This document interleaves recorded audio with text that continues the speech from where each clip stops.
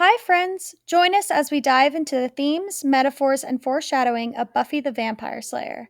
We are your hosts, Leah, Sarah, Tabby, and whether you're a new viewer or a longtime fan, welcome to Becoming Buffy.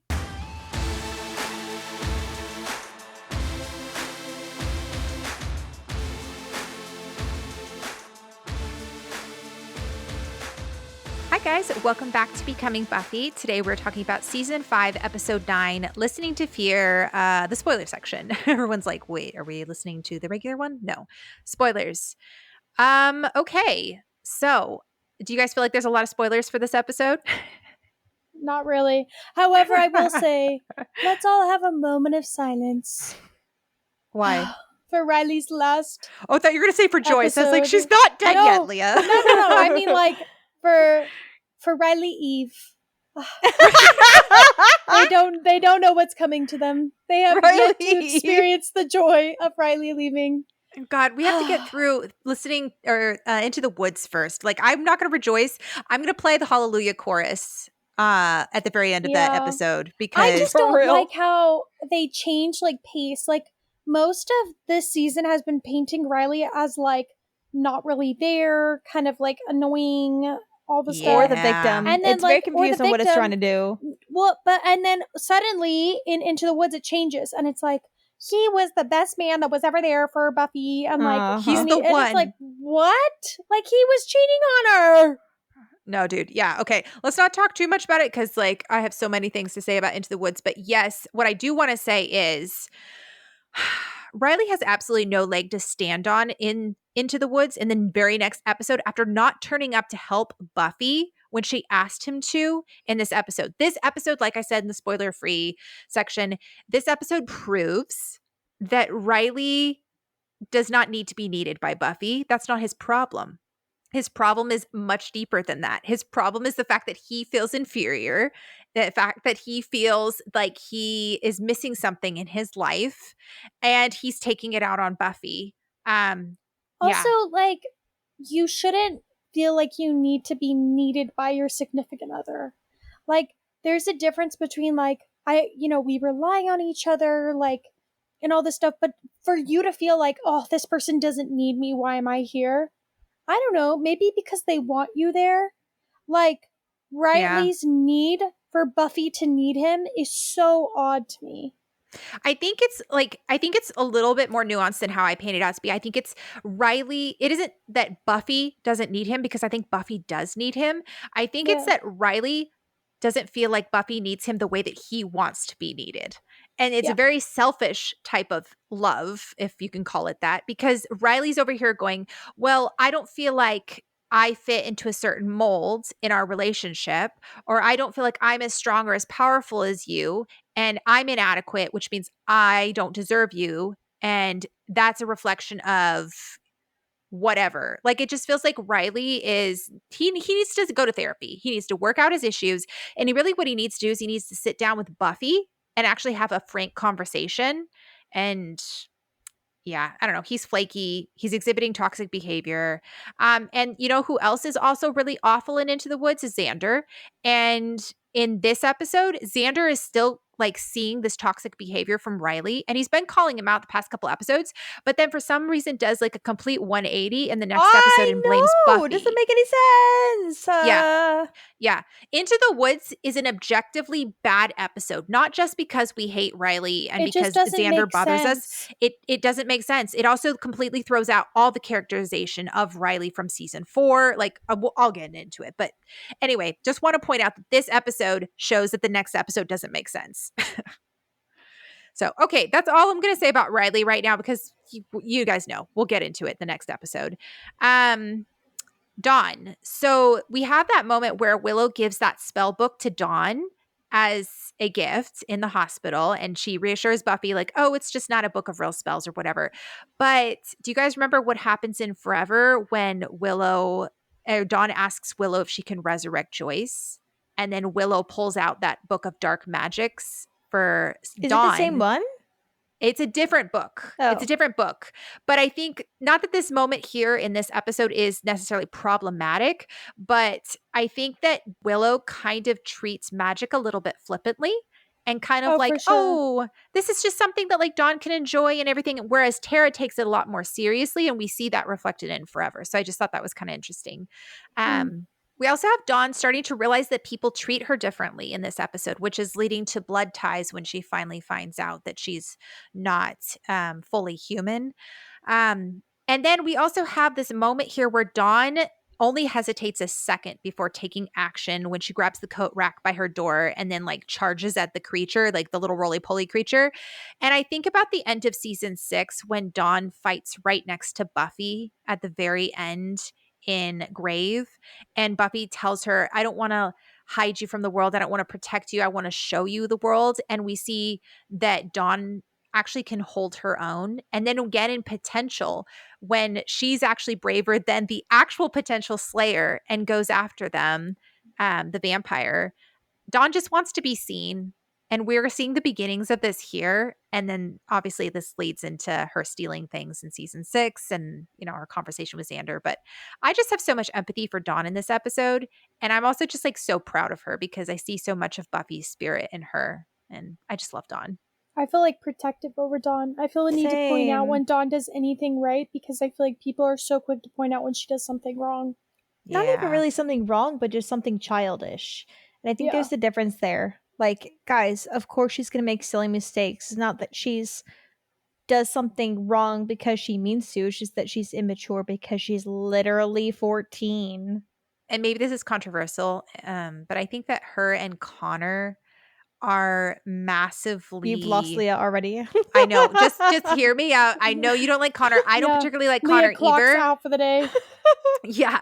I don't like Connor either, but I think they are massively overhated.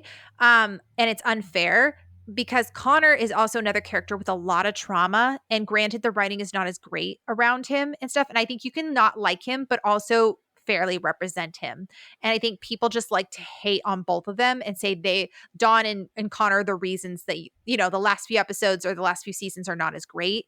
And it's like, I think that's kind of a red herring for all the other massive issues that are going on in those seasons. I wouldn't say Connor is the thing that makes the season go bad. I would say it's Cordelia is the one that makes that season I agree, bad. but I don't think people want to say that it's Cordelia because Cordelia is a favorite. They would rather point to Connor. No, it's not as like her. This is me saying it as someone who's a fan of Cordelia. What they did to her character on Angel is horrendous. Oh, it's atrocious. I've never forgiven them. Like, and in the first few seasons of Angel, I mean, she makes leaps and bounds, but it's within her character. Like, she's still Cordelia. But then as soon as they chose to make her fall in love with Angel, in season and 3 that her immediately, whole personality, yep. and yeah, then they really did. No, they did, and that's what made me pissed is that even when Cordelia was in love, she still was a Cordelia until she fell in love with quotations. Angel. Yeah, because I never believed their love story. Like, I'm sorry, I never did. It kind of it cheapened. You know what you know what it gives me is Stephanie we work together. Elena. No. What it gives me is we work together and we're with each other every day and we're in these high stress emotional things. So we think trauma that bonds. we think that we're in love because we see each other every day and we trust each other and they're taking care of a baby together, so it starts to feel like a family. Yep. I don't think it was actually ever they loved each other. But whatever. I know people have different opinions about that. I will just say, yes, I hate Connor, but I think the main reason I hate Connor is because of everything associated with him and Cordelia. Yeah. And I agree. I think that's a huge thing. When we get to season 3 and Investigating Angel, you guys should come on and like do a couple of I don't know if I have the strength. Cordelia and Angel episodes. I can't. I literally can't. I just I have nothing nice to say about the whole storyline with Angel and Cordelia. I really don't. And I'm saying that as someone who was a fan of both of those characters. I just hated it. I hated it from the beginning to the end. I thought it was... I've never forgotten about it. I just think about it. Every time I think about the show Angel, it has ruined a lot of the goodness about the show for me. Well, and at first I was like, you know what? I don't hate this that much. Whatever. I like both these characters.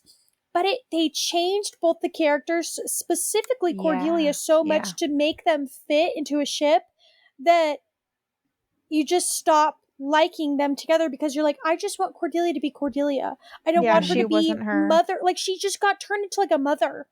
Like, yeah. And I was like, I want to see Cordelia be kind of like a bitch sometimes. Like, Yeah. and I don't mean that in like a she has to be rude to everyone, but I want her to like stand up for herself and like just kind of be like, you need to like get your act together. But she would always like sit down with people and have these like really in-depth talks. And I was like, And that's not fine every once in a Cordelia. while.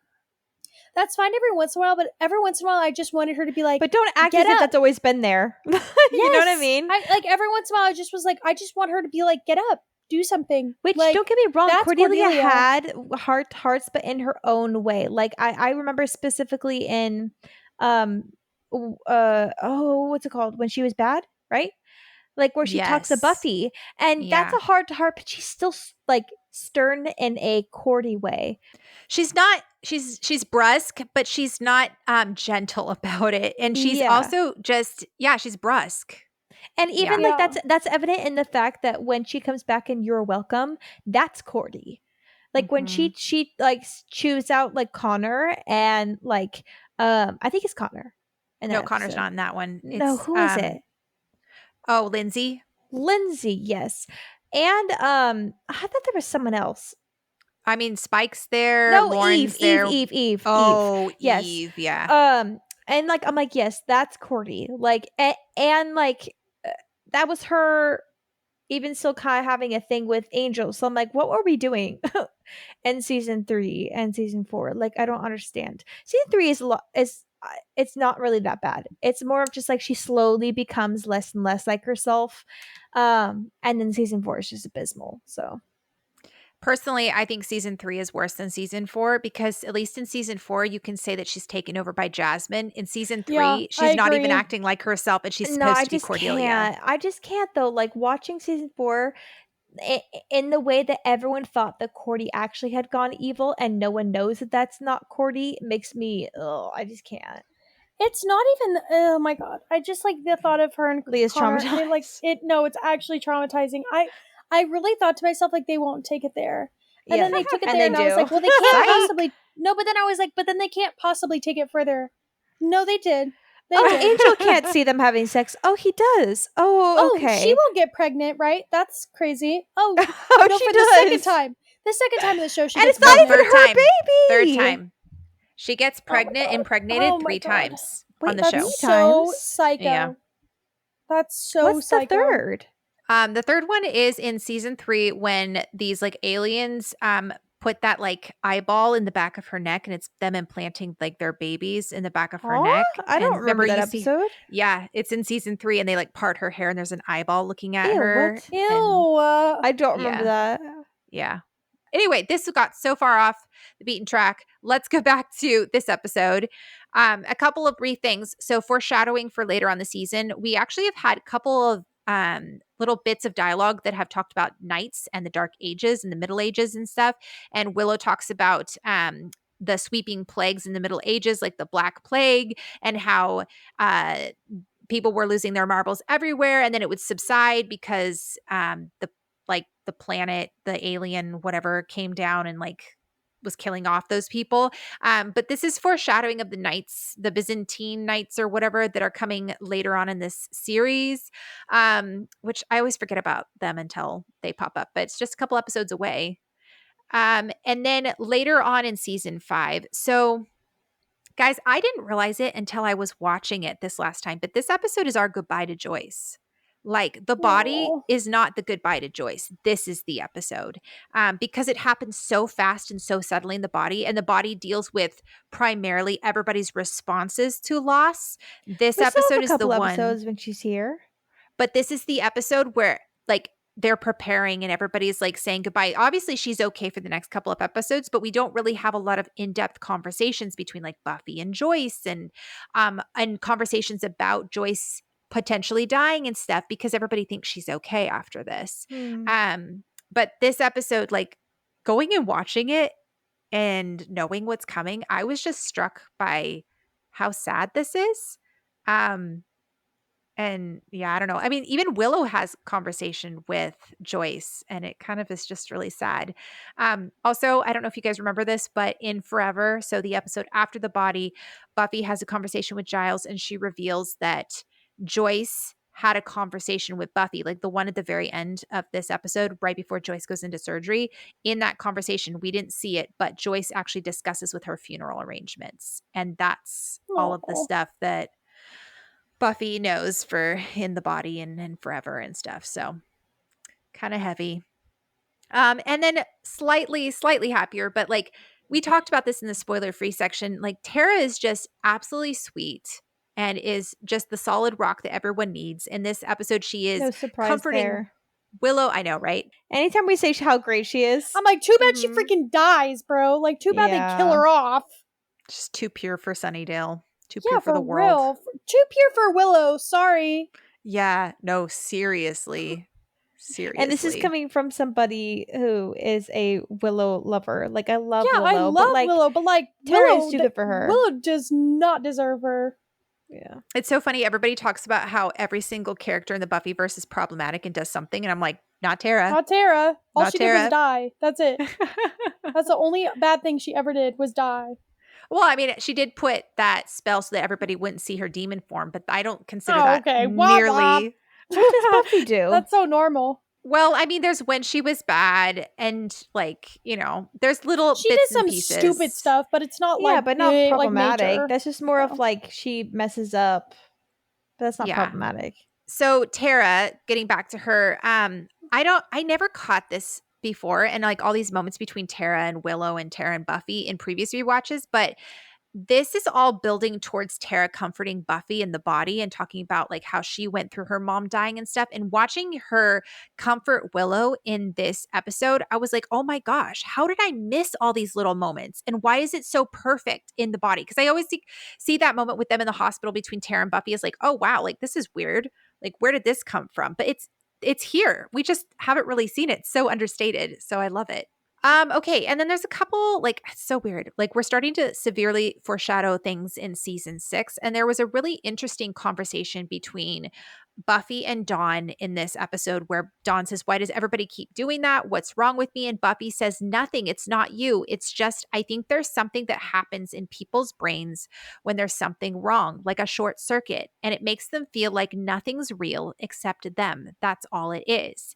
And I think about how in The Weight of the World, when Buffy goes comatose, when Dawn gets stolen or gets kidnapped, and then Willow has to go inside Buffy's mind, and that whole entire episode is all about Buffy, like just basically short circuiting and feeling like nothing's real except for her. And like Willow has to kind of pull her out of that. She basically disassociates.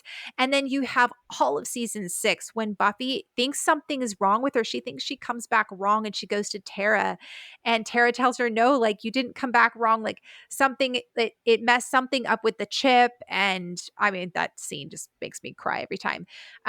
But I think about that when Buffy's having this conversation, and then you think about normal again. Buffy thinks that something, again, is wrong, or that she starts to just want to give in to the fantasy of maybe this life isn't real, and I'd rather go into my headspace where like that alternate life is more appealing than this one. And again, you know, Buffy sleeps with Spike in season 6 because she wants to feel something. And she feels like nothing is real and she's numb. And so I thought this was like a clever little bit of not only foreshadowing, but it's just setting the stage for all of these events that are going to happen in the future seasons and in this season. Okay. And then let's talk about Ben. So this is the episode that we figure out that Ben has a connection to Glory. Haha. You know, say that joke a million times. And we also find out that Ben is the one that called the Queller demon who killed all those innocent people. And guys, I know a lot of people like to think of Ben, and I think the show even kind of portrays Ben as like sympathetic. And yes, we can have some sympathy for him. But honestly, from this first moment forward, this act alone makes Giles completely justified in killing Ben to me. The fact that Ben has no problem sacrificing innocence for his own sake. Like, but does he know sorry. that, you know? So that's my thing with Giles killing him, is that I was never opposed to Giles killing Ben, because I genuinely felt like one death is worth millions of The civilians. whole world, yeah. My issue with it was that he didn't trust Buffy to make a call. Like, he overrode Buffy and just like went rogue pretty much. Which is the start of their issues. That's not really how that scene plays out. Like, Giles specifically says that Buffy is a hero, she is noble, and she will never kill someone that she sees as innocent. Like, Buffy sees Ben as innocent. And so he's like, I'm doing this basically to protect her. And it's supposed to fall into line with the whole, like, Buffy told Giles earlier that episode, I think all the Slayer is a killer. And by Giles saying that, he's going, no, you're not. I recognize that you can't kill Ben, so therefore I will, because I am a killer. And it makes a really interesting contrast between Giles and Buffy. And I don't think he's overriding her, because Buffy never says, hey, I'm going to let you live. She just realizes that Dawn is in peril and then leaves Ben and Glory and runs up to Dawn. So I don't think that's a huge like overwrite in that. But I will say the gift is when you start to see more of a divide between Buffy and Giles. So you're right on that end. This is also like when we start to kind of get into a little bit of what Ben's purpose is in this season. And I haven't really talked about it yet. I definitely have not talked about it in the spoiler free section, but here in the spoiler episodes. So Ben is the vessel for Glory, just as Buffy is the vessel for the Slayer. Ben's purpose in this season is he is meant to show what Buffy could be: selfish instead of selfless, looking out for himself instead of the helpless. He could have killed himself a long time ago to protect others from Glory. Like, think about it. He knows he's indwelled by Glory. He knows Glory is killing people. He knows Glory is looking for the key and wants to end the world. Ben could have said, hey, for the interests of all the innocents of this world, I'm going to sacrifice myself. And I would have seen that as noble. But instead, he actively harms others so that he can live his life a little bit longer. And while I recognize that and I empathize with that, ultimately Ben is a selfish person. And so that's supposed to be contrast to Buffy. He's an interesting mirror to Buffy, who sacrifices herself. And Dawn even marks this difference in The Weight of the World when she tells Glory, like Glory and Ben keep going back and forth between their like Glory image and then their Ben image, or back and forth between the people. And Dawn yells at Ben, like, go back to Glory. I don't want to see your face. Give me Glory. And she tells Glory that Ben is a monster, just like Glory is, but at least Glory's up front with it, versus Ben likes to say that he's a good person. And then the last thing I want to talk about, like, I know I kind of mentioned this in the spoiler free episode, and I know you guys like you guys know where this is going. So like, for everyone who's seen this show before, you kind of know what's going to happen, but I'm just going to say it here because I just think it's so beautiful. So I talked about how this last moment between Joyce and Buffy is really the first moment that Joyce really sees Buffy for who she is. And it's shown through her seeing Dawn for who she really is, like recognizing that Dawn is not actually her daughter. That while Joyce recognizes that Buffy is hers, she also shares Buffy with the world. Like, she recognizes that Buffy has a greater purpose, so that Buffy is hers, but Buffy's also kind of like, Buffy also kind of belongs to the world. And how this season is all about the loss of girlhood. It really is the season of Barbie, guys. Like, this is all about That's what I'd be saying.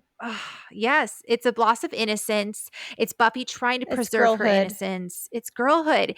And this scene between Joyce and Buffy is Joyce mourning that, while also saying how proud she is of Buffy. And that is such a big deal, because Joyce has never really fully grasped the importance and the gravity of what Buffy does, and never fully understood it.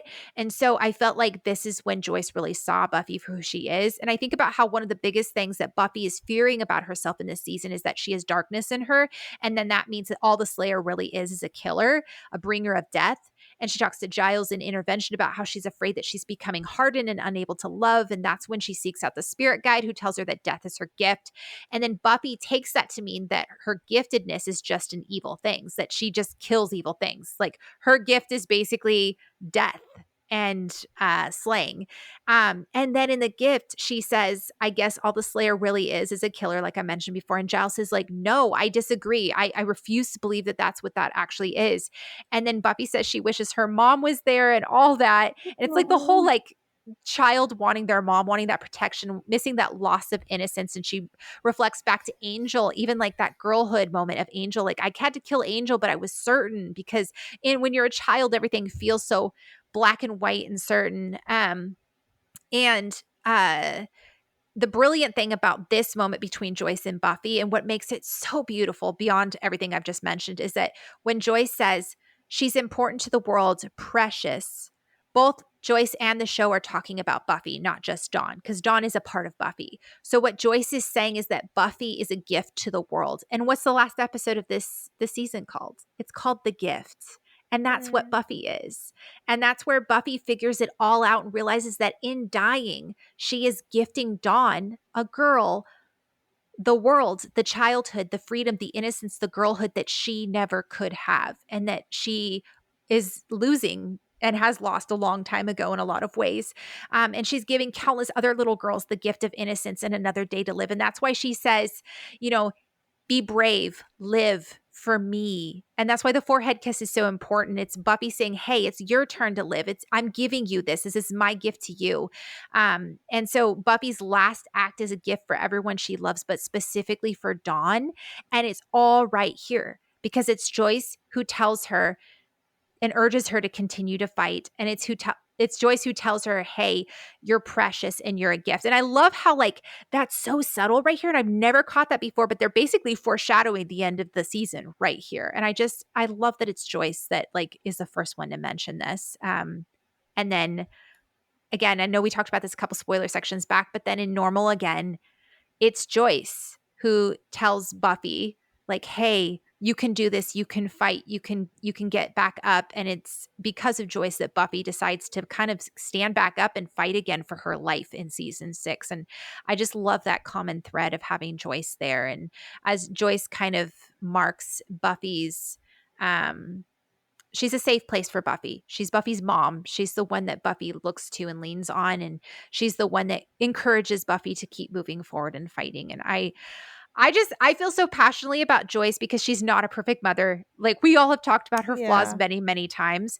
but people rag on her, and she is one of the best portrayals of a TV mom I've ever seen. I just love her so much. Of a real mom in general. Like, she didn't handle she goes through everything so like perfectly in the first couple seasons, but you could tell that it wasn't like it wasn't coming from a place of control. It wasn't coming from a place of silencing Buffy. Like, it was coming from a place of some like a mother who loves her daughter so much that she didn't handle things well. Yes. Well, she was learning with Buffy. Like, she had never been a single mom before. And as soon as she figured it out with like Buffy like being a Slayer and everything, she was extremely supportive and really trusted Buffy. Yeah. Even if she fully didn't understand it all, she was supportive. 100%. Yeah. So R.I.P. to Joyce. I'm going to bawl like a baby when the body comes around, but I just am so appreciative of how, crappy as he is, Joss really wrote a very layered mother figure and a very layered woman that is an older woman and not necessarily very young. And so for Joyce to have this conversation with Buffy, Joyce was a girl once too. Joyce knows what it's like to lose that innocence and stuff. And I think that makes it so much more powerful. So very beautifully said, Sarah. Oh, thank you. Thank you. All right, guys, that was Listening to Fear, episode 9. So excited to talk about Into the Woods because I'm about ready to rage against a couple of men. Talk about loss of girlhood and all that stuff. So I'm sure the spoiler section will be just as riveting. We hope you enjoyed this episode. As always, let us know your thoughts. We would love to hear from you. You can find us on Instagram, TikTok, YouTube, and Tumblr at Becoming Buffy Podcast, and you can email us at becomingbuffypodcast@gmail.com. And if you'd like to support us or hear our spoiler section for each of these episodes, plus a few other perks, you can join our Buy Me a Coffee membership at buymeacoffee.com/becomingbuffy. Special shout out and thank you to our producers, Christine, CJ, Paul, Kashan, Kate, Sophie, and Jade. Thank you so much to all of our listeners, and we will talk to you all next time.